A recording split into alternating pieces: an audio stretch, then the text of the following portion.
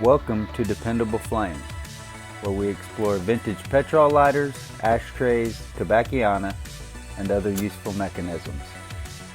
Make yourself at home. Today we are going to overhaul the insert for this Windmaster advertising lighter. This is a really cool lighter that I had in there, but when I got into the wadding, there is a old Flint that has degraded in there and turned to dust and contaminated the wadding and that felt pad. You can also see from the length of spring that will go in that tube that the Flint tube is obstructed with the old Flint as well.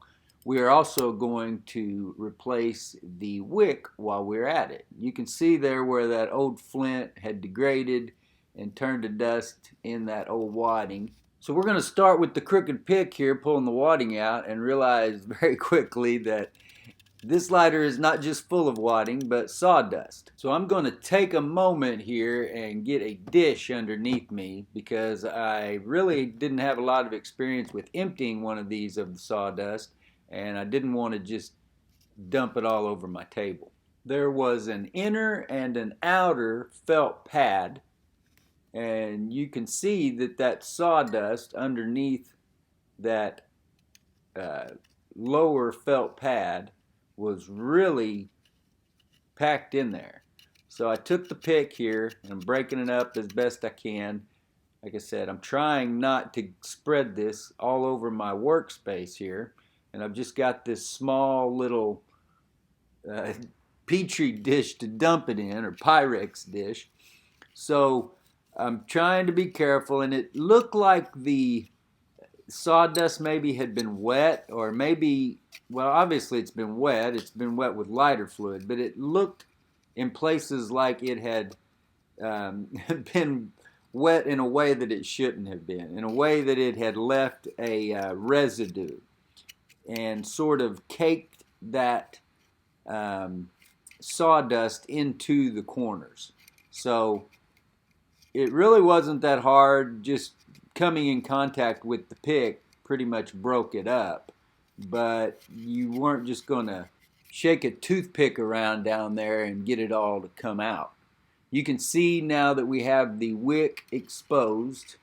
It has become unburied out of all that sawdust. So I'll go ahead and pry it out of there, which did not take much effort.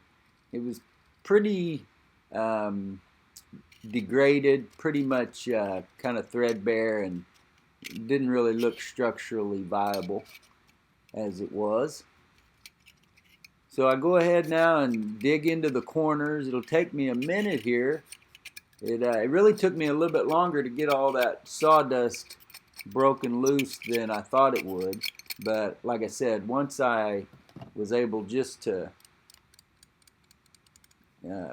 hit it all with that pick, then it shook out pretty clean. To clear the Flint tube of the degraded Flint, I'm going to spin the 3/32 bit in here with just my fingers for a few minutes, and I edited a lot of that out. It was not going anywhere, so I put the bit in the chuck of the drill, and within just a few spins it had busted through there and we were good to go. It's amazing how much faster that drill can get through those old Flints than my fingers can. I know some of you don't like the use of the power tools on these old lighters, but for me, sometimes there's just no other option. I don't have the time to sit around all day just spinning bits in my fingers.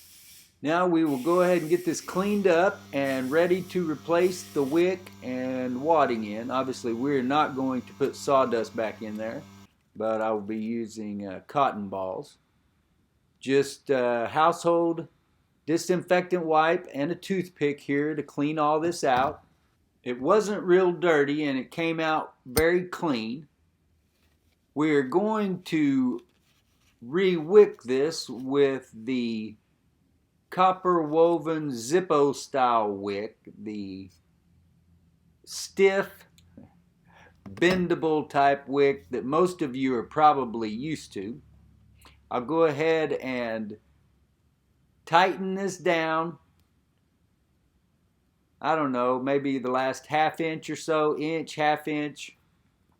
twist it down so that it is not, make sure you got the lowest profile you can have to go down through that hole.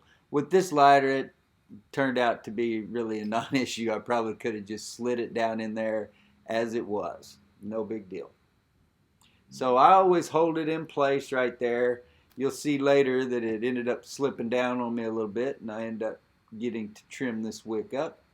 But we are going to put just regular household cotton balls in this one. I'm going to go ahead and get that wick bent down toward the top of the insert and then place one cotton ball in.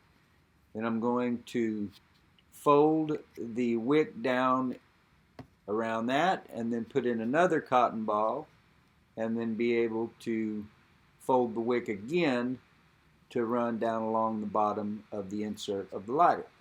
We're going to make sure that we get that packed in there good and tight, and then we're going to take another cotton ball here and unroll it so that we can slide it in down the slender side of that Flint tube there beside or in that narrow side of the insert.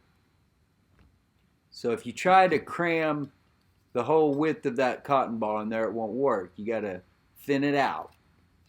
So get it thin, pack it in there a little as you go.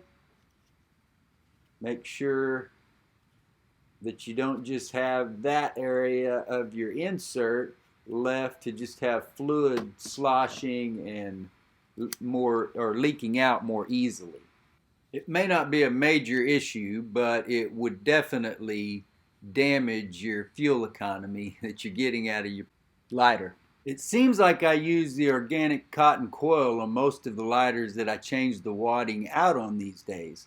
But for these insert style lighters, it's really not critical because it's not an issue of you later having to go back and retrieve something from a long, narrow place that you can't really see, that you are shoving in there today and then that you're later going to have to go back and retrieve. It's just not an issue with the insert style lighters because it's all right here, as you can see.